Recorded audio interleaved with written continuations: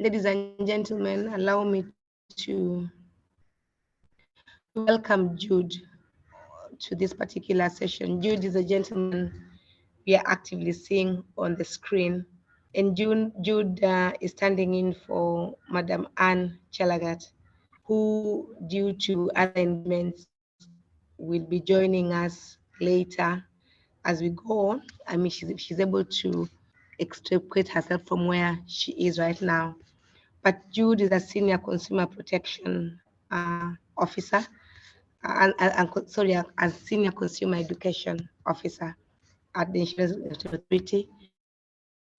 And with Jude, but not on the picture, of course, we also have other insurers. We have our senior consumer protection officer, Galgalo, is also on the line.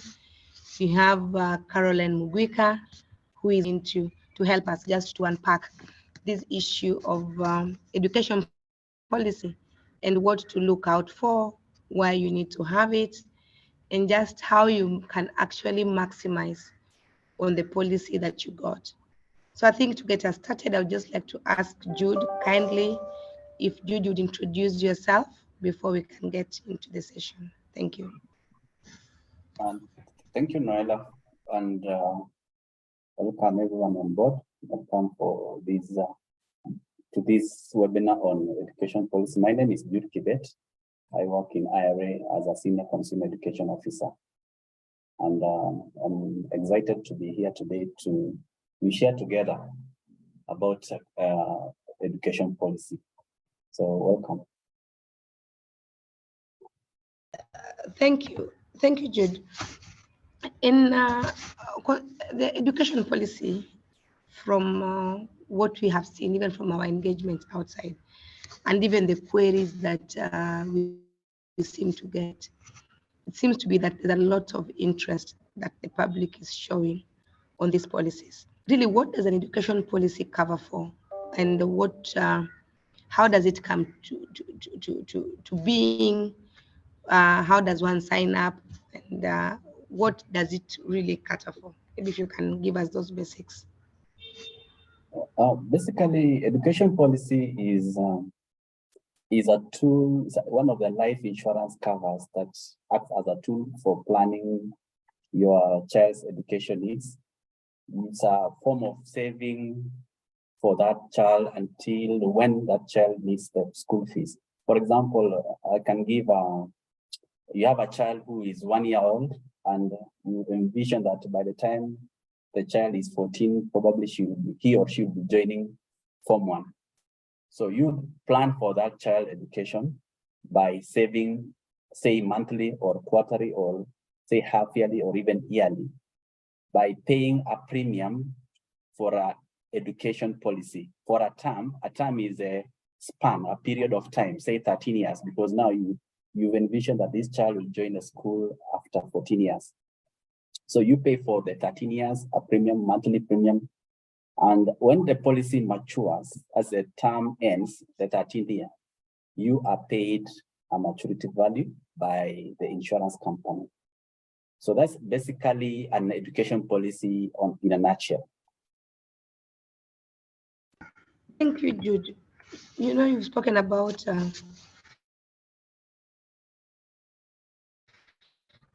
the 13, and I know that was just an example that you were using. So, sorry, I didn't get you well. I'm saying you've talked about the 13 years, and I know that was just an example that you are using for purposes of advancing the discussion.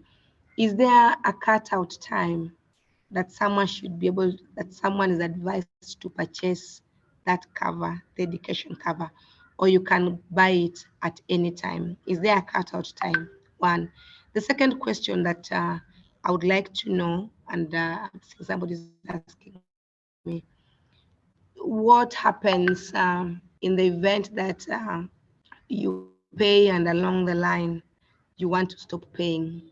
Maybe your financial status has changed and you had paid for some time. What happened?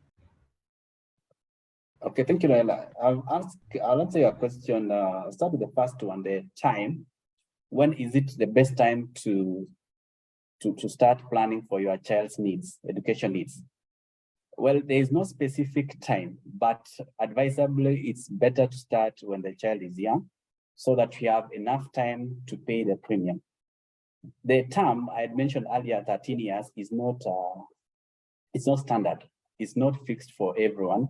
It's you design your term according to what you need. For example, again, if your child is 4 years old and you think that that child will join high school when she's 14, so you design a policy which is a 10-year term, because at 10 years plus the 4 years, that time the child will be 14 years.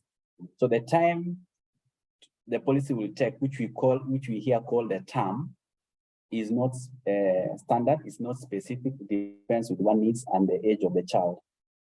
Going to your second part of the question about what happens along the way. You've taken a policy for 10 years and along the way your financial priorities change, or say you lose your job and you are unable to pay a premium. Well, education policy falls in the category of life insurance, which all life insurance acquires value after 3 years of premium payment. The first 3 years, if you stop paying the policy the first 3 years, or before the first 3 years lapses, then the policy has no value. But if you have serviced your policy over 3 years, like 6 months, and along the way you are unable to pay for any reason, you have two options. One is to surrender the policy. The surrendering the policy is asking the insurance company to pay you back the value of your money. That's first option. Option number two, you have an option of asking the insurance company to stay with the money that you have paid for those years until when the term ends. Say you had paid for 4 years, you ask them to stay with the money until the 10 years lapses, they pay you back. That's called paid up option. But in my view, you need to try to service your policy to the term end so that you receive the full benefits. If for one reason or another you are unable to pay, it's advisable also to talk to your insurance company to explore options of premium reduction or even reinstating the policy after some time. Say you are not able to get money for 1 year, but you can get back the policy and pay. So surrendering the policy is there as an option, but it's advisable to continue paying to the end of the policy. Thank you, Jude. And you've spoken about the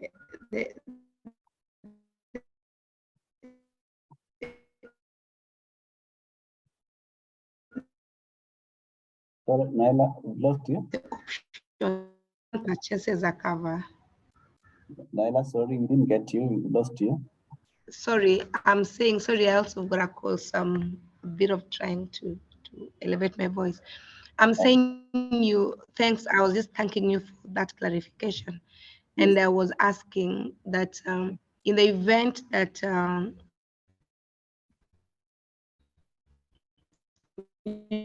you've spoken very well about how to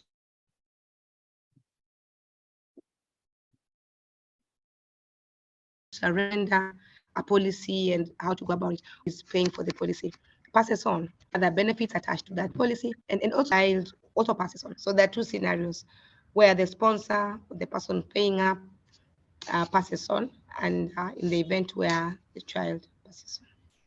Thank you. Thank you, Naila. I lost you at some point, but if I got you well, is that you're asking a question of if the policy payer dies before the term ends, and part two is if the child dies before the term also ends. So if that is the question, Noella, the policy holder, you've designed a policy for 10 years, and unfortunately, God forbid, the policy holder dies before maturity. Now, this is the essence of education policy. I would say this is the biggest essence of an education policy, because you were paying an insurance cover for your child. If you are lucky to live to the term, say 10 years has ended and I'm alive as a policy holder, I'll receive maturity benefits. But if the policy holder dies before the term ends, what will happen is the person who is named as a beneficiary will notify the insurance company that this person has died. What the insurance company will do is will waive the premium. Waiver of premium is explained. It means the person who was paying the policy holder stops paying, and the insurance company pays the premium on behalf of the person who was paying the premium. So if I also try to explain in a simple way is you have a term of 10 years. Along the way, the policyholder dies 5 years down the line. The 5 years are remaining to the end of the policy. What will happen is the insurance company will introduce what you call waiver of premium, so that all the premium that the policyholder was supposed to pay until maturity is paid by the insurance company, and the maturity benefit or the sum assured that had been indicated is retained. And I would say this is the essence of education policy. Because if we save through other means, say we save, other options of saving for your child, if you die along the way, there is no one who is going to waive what you are paying until the term ends. But for an education policy, there is a waiver of premium, one of the best benefits of having education policy. On the other part, we also have there's also an eventuality, maybe the child who is named in the policy dies, or even drops out of school, or even the curriculum changes. And what we are seeing at the moment on the CBC, what you had planned is not what is happening. So if in the option of child dropping out of school or dying before the policy ends, you have an option of naming another child to replace the child who has died. But if, I know someone also asked, if that's the only child, what will happen? Well, when a policy matures and you are alive, the money or what we call maturity benefit is paid to the policy holder. It's not paid by the insurance company directly to the school. So whichever case, if the child is there or not, you, the policy holder, is still going to receive the maturity benefits, and you will plan. If you don't want to take that money to school, then you can use it as a form of investment. So those are the options available, Noella. Thank you, Jude. I just want you to just recap that bit when you've spoken about, for instance, if the curriculum changes, and that is something that is happening right now. We are in the middle of curriculum changing, and maybe somebody was thinking the money would go to secondary school, and now we have junior and then and all that.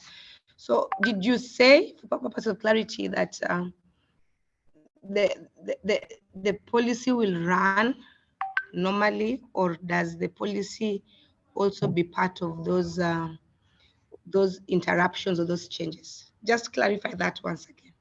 Okay, thank you, Noella, on that one. It's a good question, because when you are taking a policy, you are planning for your child's education using the system that is there at that point. Most people took maybe if you are a policy holder currently, you took a policy based on the 844 system. So if the curriculum changes, the way we are seeing things are changing at the moment, the policy will not adjust to the curriculum change, because the term is predefined at the time you're taking the policy. So what will happen is you'll find a way of taking your child to a school, but when the term ends of that policy, you will be paid the maturity benefits. But also, it's also not good to note that curriculum changes is not something that happens openly. It takes it's not something. 844 has been there for the longest time, so it's something that was not envisioned that can change. But now, if you hold a policy and you are taking a policy for based on 844 system, and now you are on the CBC system, then you will have to wait until the maturity of the policy, then you will receive the payouts. But in the meantime, you'll have to find a way of paying the premium. The good thing is that, paying the school fees, sorry. The good thing is that when the policy matures, I said earlier on, it's not paid directly to the school, it is paid to the policy holder, for the policy holder to take the money to the school. Thank you, Jude. I see we've got a question here. If the premium is waived, does the sum assured remain the same? And if so, will the maturity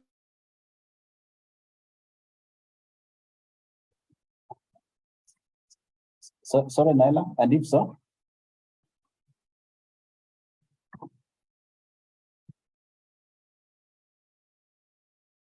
Naila, can you hear us?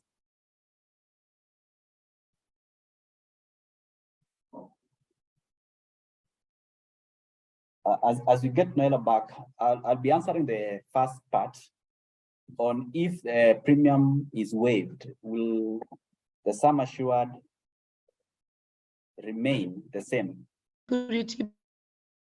Sorry, Naila.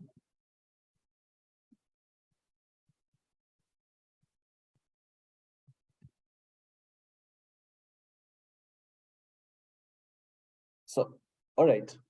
The first part of the question, if the premium is paid or is waived, will the sum assured remain constant? I would say yes. If you took a policy of 10,000 or 5,000 monthly and you are given a sum assured of 900,000 at the end of the policy, unfortunately, if the policy holder dies before the term ends, the insurance company will waive premium by paying the premium that the policyholder used to pay before death, and the sum assured is retained. In fact, the other part is when a person dies, the policyholder dies before maturity, there's usually a payout to just cater for that, maybe a life cover in the policy to cater for the funeral expenses, and also as a way of, as part of the policy benefit. So the policy benefit can pay now because the policyholder has died, but also at the end of the policy beneficiary will receive the guaranteed sum assured.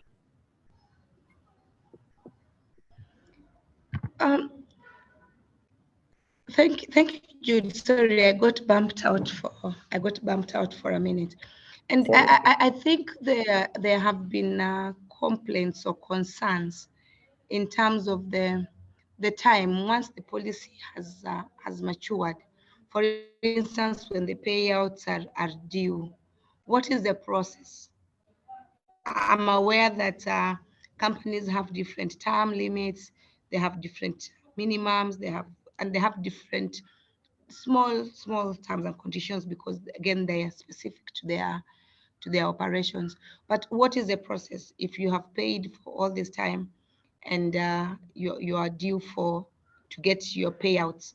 These payouts, are they made at one go? Are they made in installments? And what's the process of getting the same? Thank you. Thank you, Naila. As you've put it right, different companies, insurance companies have different types of products. And even within a company, there could be different types of education policies within the same company. There could be 2 or 3. But if you've paid an insurance for your education policy for the term, the 10 years has ended and the policy has matured. On your side, you stop paying the premium. You now go to the insurance company to claim to be paid. Most of the time, you go with your policy document, your ID as a form of identification, and a proof of your bank account for the purposes of the money being sent to your account. But as you've asked also, how is the benefit paid to you? There are many options depending on the policy. It's not what you decide at the end. It's usually stated in the policy document upfront. If you take a policy today, you are issued a policy document. In the document, it's indicated how the benefits will be paid. Some will give you an option of 10 years, you are given one lump sum payment. If it's 900,000, you are given 900,000 once and for all, and you go with the money sort your school fees. Other option will be more, and this is a common option, is the benefits are paid in installments. For the simple reason that education is not one-off. A child, say from Form 1 to Form 4 is a 4 years. So most insurance companies will pay you 4 installments annually, and they can be divided equally. If you have a policy of sum assured of 122, that's the value of maturity. They'll give you 300,000 the first year, 300,000 the second year, that's 600,000, 300,000 the third year, and then the last year, 300,000. That is 4 equal installments. Some policies also allow to give what we call graduated benefit. The first payout is lower than the last one. You'll get maybe 150,000, the first payout, it goes to 200, 250 to 350, but they are all in installments. So commonly they are in installments, but also it's good to note that the sum assured that has been given upfront, some companies give bonuses. So at the end of the policy, you'll get the maturity benefit, the sum assured plus the bonuses, and it's paid out to you at that point. So I would say commonly it is in installments. Naila? Thank you, Jude. And just to inform our colleagues and participants who joined that Jude is standing in for Madam Anne Chelagat, and June is our senior consumer education officer, so he's got what it takes to handle this webinar. I've noted that our other panelist, Mr. Kibagendi, seemed to have signed in. Mr. Kibagendi, if you're available, we might want to have you on camera just a little to appreciate the members who we have on call. Mr. Kibagendi, maybe you also, Mr. Kibagendi is our assistant manager in charge of customer relations. You could continue. Mr. Kibagendi, you're having a lot of echoes and your camera is not clear. And I think you can try and sort that out. And when you're doing that, Jude, as Kibagendi is getting settled, Jude, there's a member who is asking, what's the difference between sum assured and maturity estimate? Because some insurance companies use these different terms. What is sum assured and what's maturity estimate? Do they mean the same thing? Thank you, Naila. The two doesn't mean the same thing. I'll try to understand that question from this point that you are engaging an agent from an insurance company or a staff from an insurance company to buy an education policy. So at that point, you are filling in a proposal form, or you are being explained to about the product. So there will be what you call a presentation to you. Will give you a maturity. You mentioned the word maturity estimates. Yes. So you'll be given a maturity estimate of maybe 1 million Kenya shillings at the end of it, maybe paid in 4 installments. But now, upon you taking the policy, you'll be given, upon you taking that product, you'll be given a policy document, which we really emphasize that it's good to read and understand the policy document. In the policy document, it will give you what we call the sum assured. What sum assured is the minimum guaranteed amount paid to you by the insurance company.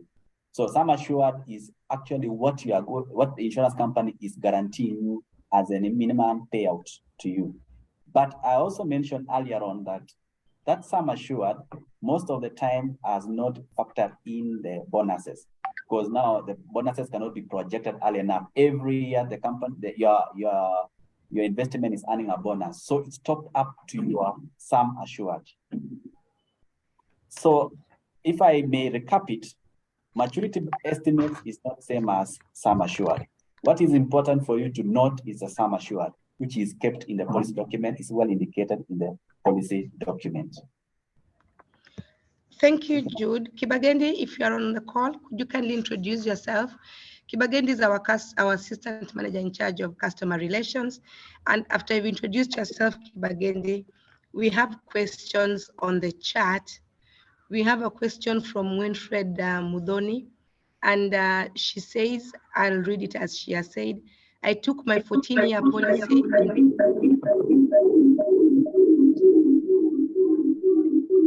Mr. Kibagendi, there's something with your sound. I think you have a lot of gadgets in the same place. You may need to mute some and plug some. But as I was saying, Mr. Kibagendi, when you introduce yourself, then I have a question from Winfred Mudhoni. And Mudhoni says, I took my 14 years policy in 2011, but my agent did not explain to me well. After 8 years, I got my first bonus, and I assumed that I was not supposed to continue paying my monthly amount, but just to wait for bonuses.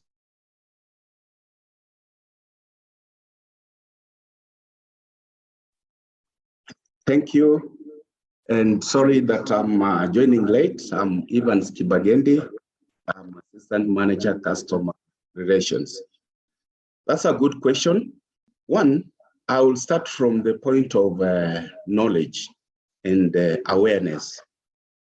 Well, before you take a policy, I expect that you should be able to understand the policies that can be able to assist you. And one, you must see the policy proposal form. A proposal form is a summary of benefits of all the guidelines in terms of that policy you are taking, if it's education.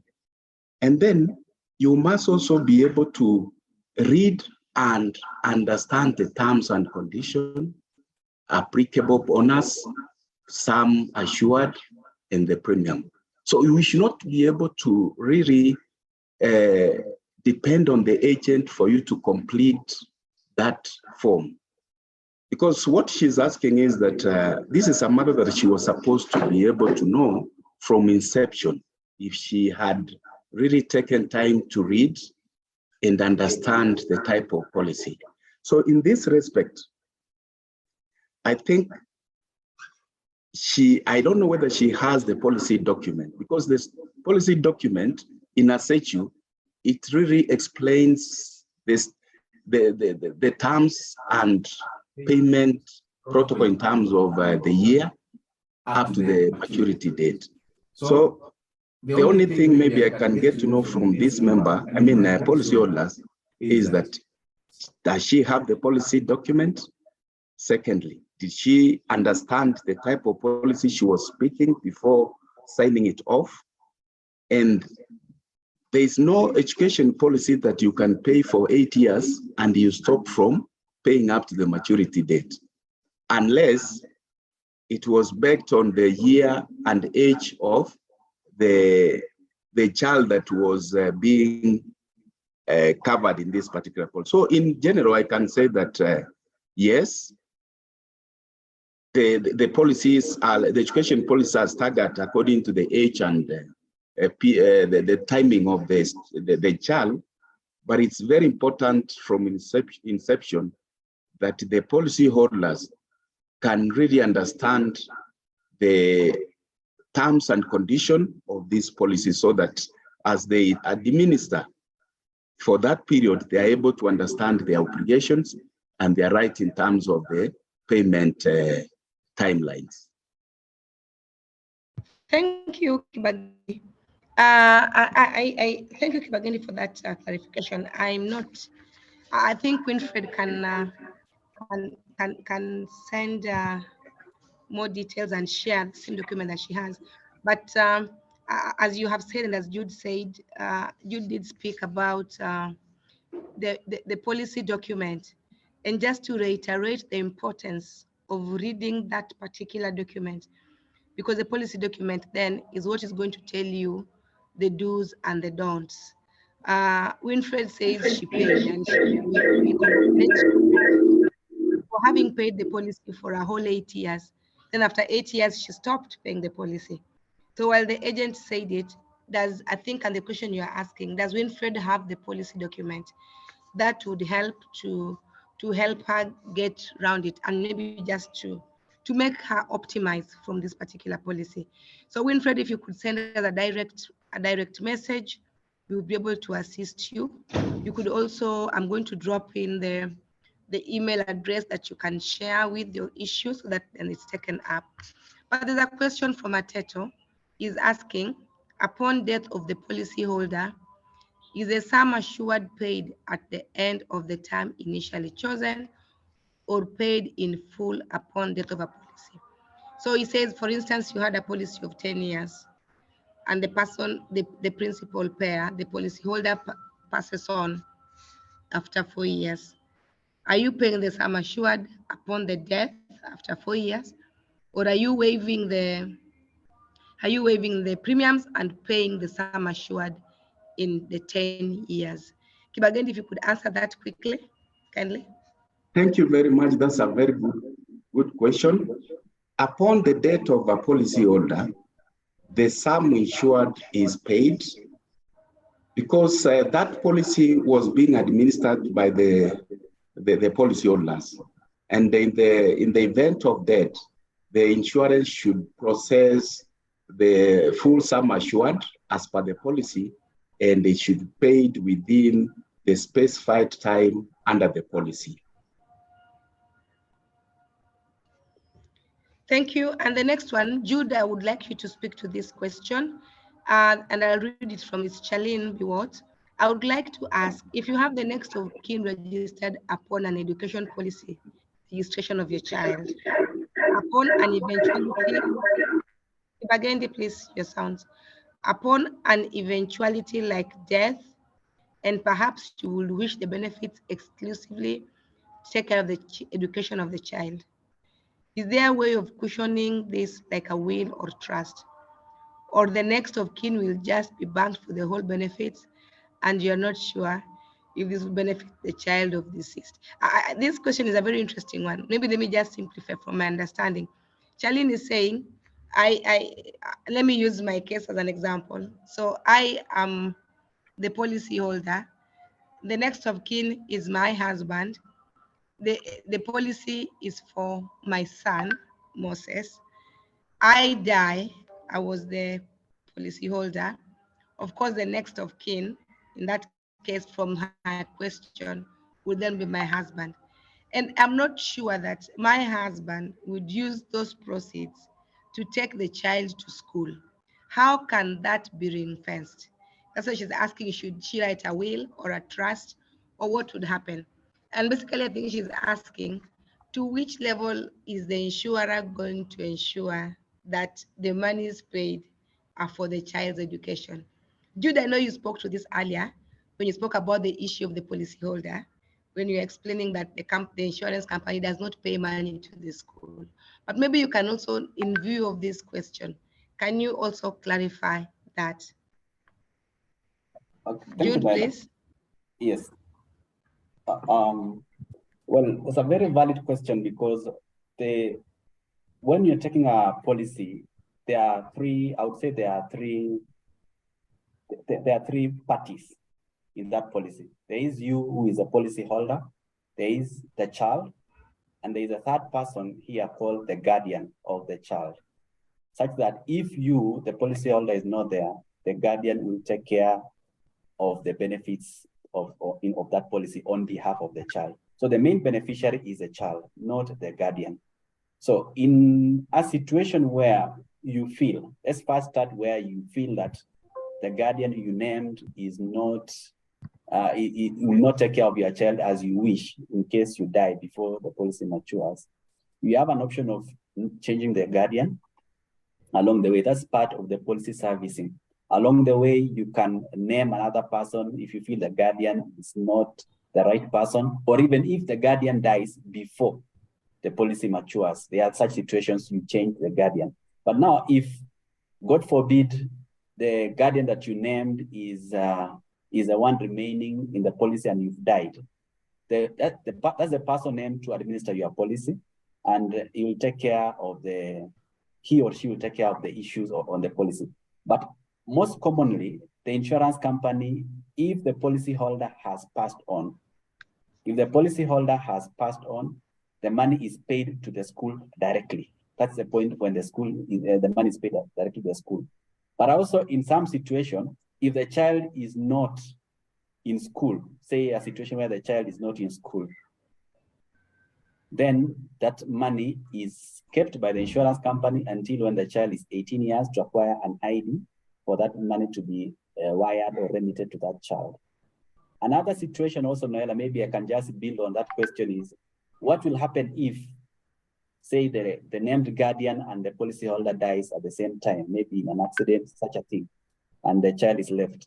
So in such a situation, that is left to public administrators. That money will be administered according to public administration. Thank you, Jude. And just still on that same question, you in your earlier explanation, you spoke to what would happen should a child pass on, who was the beneficiary, and then you mentioned that you can always replace. if your child, like an only child, passes on, and of course then you stop paying, will you still get your monies after that time?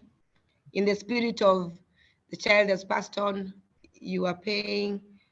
How does that work out?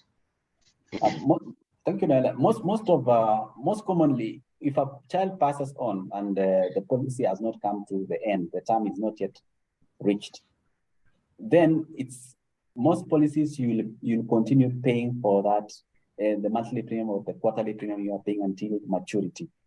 Because I said earlier on, you have an option of nominating another child to replace a child who has passed on, or leaving as it is until the policy matures, so that when it matures, you are paid the money and use the money in another way, which is not now school fees, maybe as your own investment. So I would say it's important you can replace, but if you have one child and you don't have another child to replace with, you just continue servicing the policy until maturity. But again, I'm sure there is new developments in the industry, insurance industry. Probably there are products which allows you to end the policy there if the child dies. But common policies, you continue until the term specified. Thank you, Jude. Mr. Kibagendi, I know you, in the course of your work, you receive a lot of questions, some clarifications, and of course also complaints. Maybe just in 1 minute, could you just highlight some of the frequently asked questions or the points of clarity that have to do with the education cover? Which are some of the most mixed up issues, and what is your word of or tip or caution that you would give to the listeners and those who are on this call? Mr. Kibagendi, you are muted, Mr. Kibagendi. Mr. Kibagendi, you are muted. Yes, thank you very much, Madam Noella. And actually, those are some of the things that the challenge that we are facing as an authority.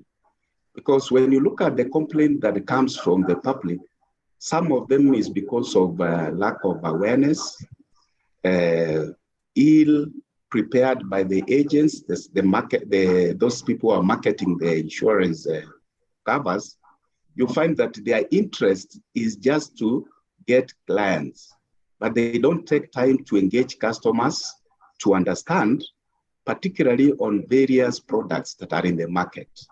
Like education policy, you find that somebody has a child in secondary school, and the agents go ahead and issue education policy for such a child. It will not be very beneficial, because education policy needs, when a child is young, born, and maybe under 5 years, this is the best time you can be able to go for such a product, so that you save time, and then you are able to accumulate good amount of money that can be able to realistically educate your child.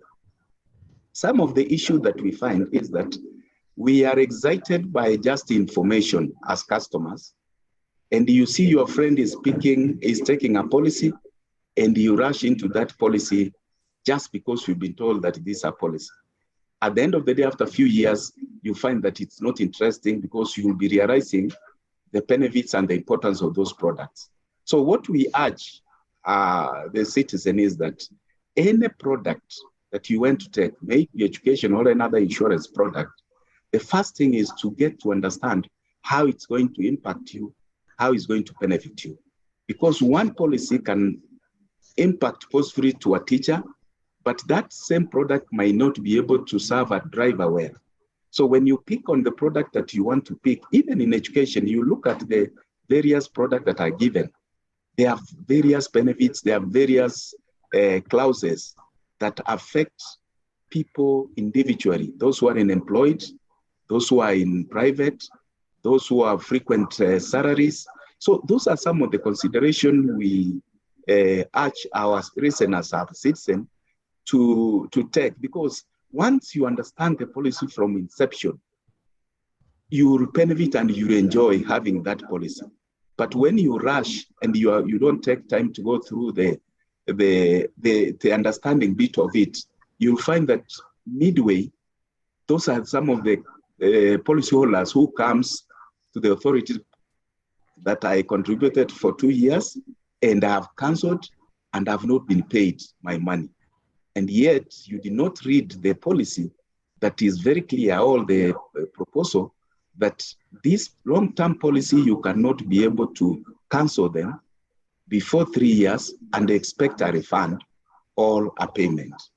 Some of the agents, they tell the customers that you take after 3 years, you would have accumulated a lot of bonus and you can decide to cancel and get back your benefits instead of going up to 10 years. But when you reach 3 years and you cancel, you find that you're being given a surrender value.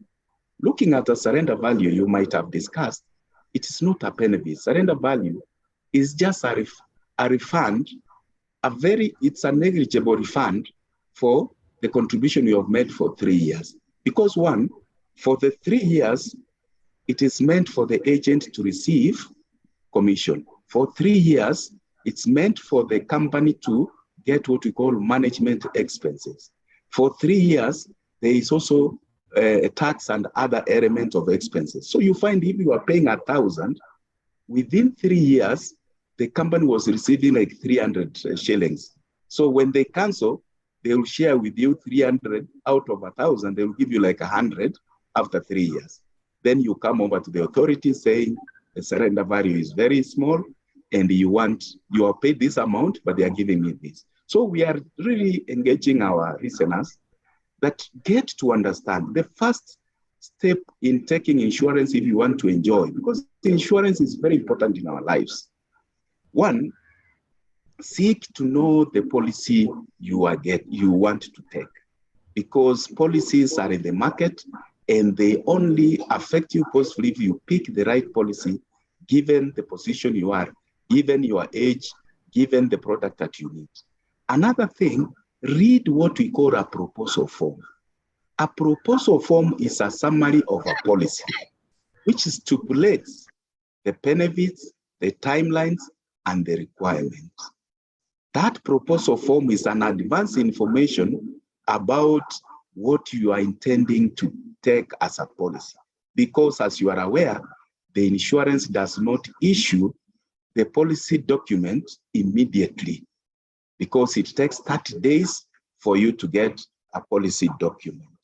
Another thing that really I wish to emphasize and help our prospective policy holders is that ensure you yourself, you are involved in filling the proposal form, in reading and understanding, so that when you take the policy, you go home knowing these are the terms, condition, and this is what I anticipate to gain for this policy. Another thing I want to remind our listeners, and very important to be noted, pay your premium directly to the insurance company. The agents, the brokers are not legally allowed to receive premium in a contract of insurance. So we have had cases in this office where policyholders get the contract through the agents, and the agents give them their numbers that be paying this through the agents. Or they do checks and they give checks to the brokers or to the agents, and then do what? The agents or the broker passes the money to the insurance company. Then when you go after some time, you find that there are gaps. You find that they are paid maybe in a year, they are paid only 4 months, 6 months. So we are encouraging our listeners and the prospective policyholders that pay directly to the insurance company, and you have peace of mind and you gain. And another thing, just seek to understand. If you are not aware, walk to this one insurance, get to know what they are offering, come back, go to another company B next to your office block, get to know what they offer. At the end of the day, you have a chance to weigh. Do not talk to a person who has approached you alone. that is a good person, keep the agent, but keep on walking from one insurance to another. Just get to know one insurance might place you and they give you the reality, the benefits that you are anticipating. And lastly, do not just pay premium and think you have reached. Seek to get the policy document. The policy document now is a summary of your engagement and the contract, which stipulates what is your obligation, what's the obligation of the insurance company. You might get that policy document has been sent to the agent or to the broker. And this agent does not have time because he is not the one to read, only to receive that policy when you are claiming, and you are getting that the policy has some information or some benefits which you are not aware. And under the insurance law, when you get the policy document after 30 minutes, you can be able to cancel or proceed if you find it does not fit your desired goals. So it's very important that you get this policy document. Thank you, Kibagendi. Kibagendi, yes. I have to cut you short. Thank you. It's a good subject. That's why I'm going and going. I know it's not 30 minutes, it's 30 days. You know, you talked about receiving the policy document 30 days. within 30 Thank minutes. you, thank you. You know, it's 30 days. It's 30 days. Now, I see Charlene has her hand up. I'll ask Charlene, kindly unmute and you can ask your question. Charlene, thank you. Thank you so much. That was very informative, and I think many people have been asking a lot of questions, and I'm grateful about the response in case of eventuality. Now, my biggest concern was, is there like an element of, like you can write, the same way you write a will or a trust? Because of course, yes, we may trust our spouses or the likes, but you also want to, as you make your investment and invest for it very well, it's going to actually serve the correct purpose. I know the guardian might do the same because they're the next of kin, but is there a place where you can combine the insurance and a trust or something? You can write a will against it so that you actually ensure that even as you invest, it's executed. I know it's maybe slightly more that question. Thank you. Thank you, Charlene. And you can put your hand down. And I have another question from Kevin. This goes to you, Jude. And Kevin is asking, suppose I learn of another life product midway that would earn me more interest or has better terms in other aspects. Is it possible to transfer all the premium I have paid towards my education policy to the new long-term policy? He's asking, can he change midstream from education policy, for instance, to another policy and just transfer the premiums? Charlene is asking about the need for a will and whether the insurance companies, that is under the ambit of the insurance companies, or she just needs to have a separate will and write, you know, like when you're writing in your will, this, my CHAMA proceeds, my SACCO proceeds go to my mother, my insurance proceeds go to this. She's asking, is that the role of the insurance company, or she just has to write a separate will? I'll ask you to take those quickly before we pick Galaxy's question. Jude, please. Thank you, Noella. The first question about guardian, naming the guardian and the trust, maybe a trustee for your policy. Well, for insurance, life insurance policies, the persons to manage your benefits, if you're not there, God forbid if you die, is a beneficiary. And for education policy would be the guardian.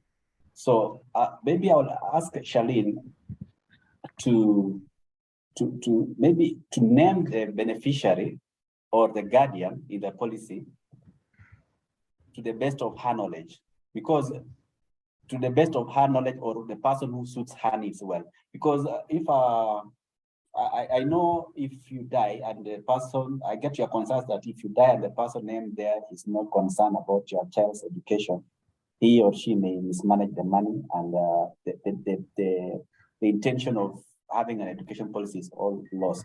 So manage your guardian or the beneficiary name there well.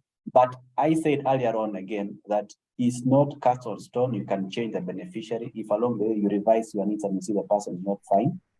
But again, I know you can issue a separate instructions to insurance company such that you can say, if I die, the money paid is not supposed to be paid to this person, but to be paid to the school directly. Or if the child is not in school, it's paid to that child later on when he or she is over 18 years. That is possible. You give a separate instruction alongside the policy. The second part is the question about transferring. Midway, you are on the fourth, you are paying the policy, you are in the 5th year, and you discover a better policy that suits you. You want to transfer the premiums, maybe you are paid to that policy. I would say this is not possible for these reasons, that each policy is a standalone policy and it has different benefits. For example, if you have been paying your premium for the last 5 years, remember how the insurance company views you. It views you as a risk. You can die or you can survive within these 5 years. So for the last 5 years, you've been paying the policy, for example, the company has been taking that risk. In case of death, they would have paid the beneficiaries the sum assured in that policy. So you cannot change from one policy and transfer the money to the other policy because they are unique. The term in the first policy is unique. It has a specified term. The premium, other benefits in the policy is unique. The risk that the insurance company had taken in the first 5 years also must be taken into consideration. So you cannot transfer. What you can do is take up a new policy that will suit your current needs. Thank you. I will come back to you, Jude, because the reality kwa ground, as they say, mambo kwa ground is different. So yes. When you're saying that you just change, you change and you move from this, or you continue paying to policies. This is where maybe you even have people lapsing because they are not able to afford. We will come back to you on that. But Galaxy, if you would just ask your question, please. There's a number. I think they've logged in with their gadget. It's called Galaxy. Your hand is raised up. Kindly, you can proceed with your question.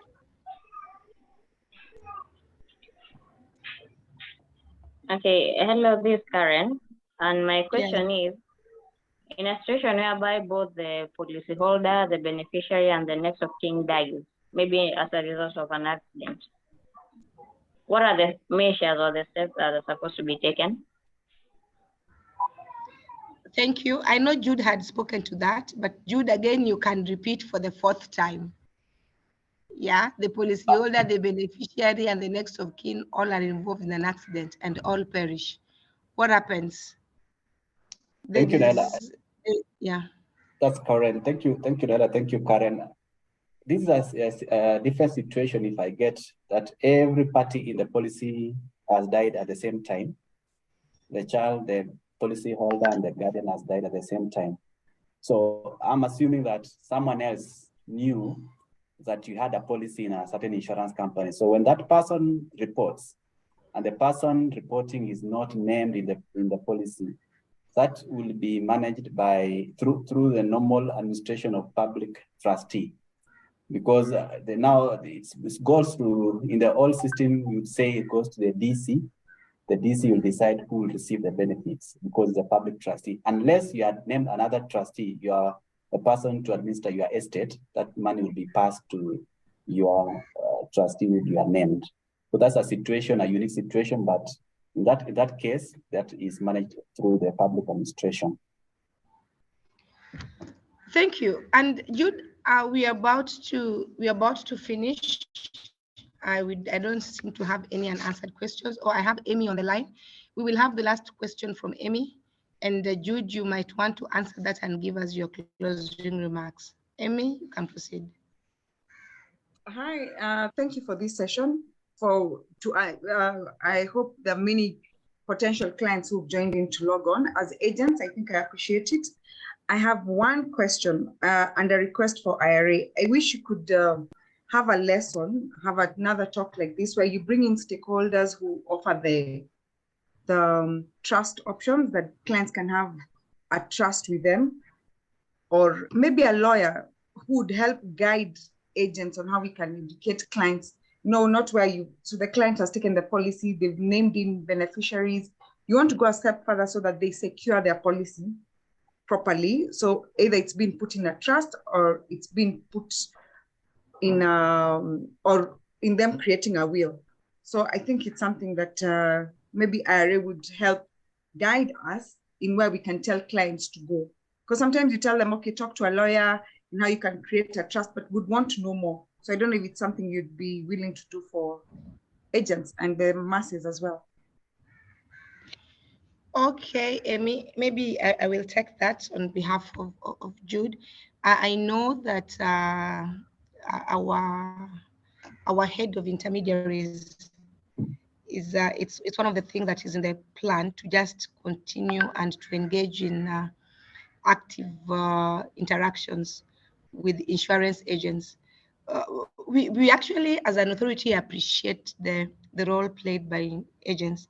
And if you look at even the annual reports that are on the website, you'll know that insurance agents are still some of the biggest pushers of insurance products. And so an engagement with them on emerging issues have been held. I know they'll continue being held. And we also are happy when we have insurance agents joining these platforms, because then it is an opportunity where we continue to sharpen one another.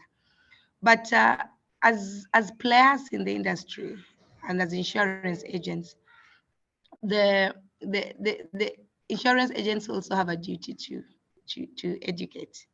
As we are educating the public as the regulator, every player needs to regulate, because you know the agent that you're dealing with trusts you and believes in your word, and you then become an advisor in totality.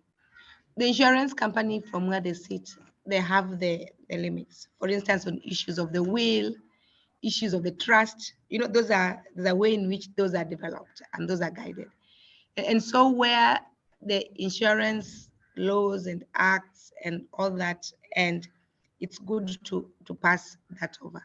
Of course, people don't like talking about wills, but the issues that we might want to start talking about, especially when you're talking about issues of finances after you dismiss, they need to notify your relations in terms of the financial obligations that one is getting into.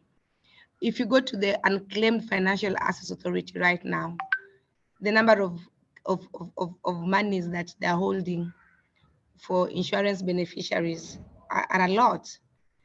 And it's because people took policies and did not inform their next of kin or even their relations that have this policy and all that. So I think it's in the course of meeting the agents and meeting your clients and just talking about matters financial planning, also let them know that they need to make their relations, at least one people, be aware that there's something that they're getting into. But I would like to ask Jude to make his last remarks, then we can close today's session. But yes, Amy, we have these sessions every other month, and this is the first one in this calendar year. Our next session will be held in March. Jude, you can proceed. Thank you, Noella. And maybe my last remarks on this is I know people take insurance to mitigate against a risk, unforeseen risk. But for education, it's a risk that's there that you will take up the child to school, but it is foreseen. For sure, at some point, your child will go to school and you require money for paying money to pay the school fees. So I would encourage everyone to check up an education policy for his or her child. But at the same time, maybe a few tips as we part on how to buy an insurance, not specifically education, but any other insurance is, or for this case, education policy. Buy this policy when your child is young. Don't wait until when a child is 6 years, 7 years. It will be difficult to plan about the term of the policy. Check it as early as the child is 1 year, 2 years, or even in months.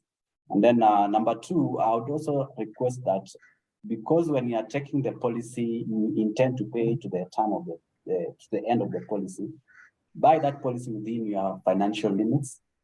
Assess yourself, how much can you sustain to pay without stopping for the next 10 years?